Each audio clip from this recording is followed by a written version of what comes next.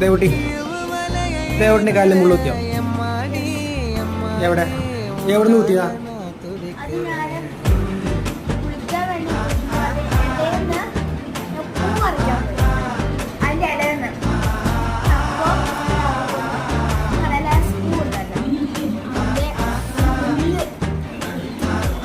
എവിടെ?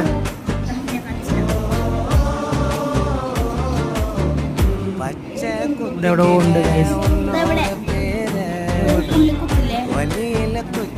ആ അതന്നെ. ഒരേ പുള്ളി 3 പുള്ളിക്കുത്തുണ്ടല്ലോ അവിടെ.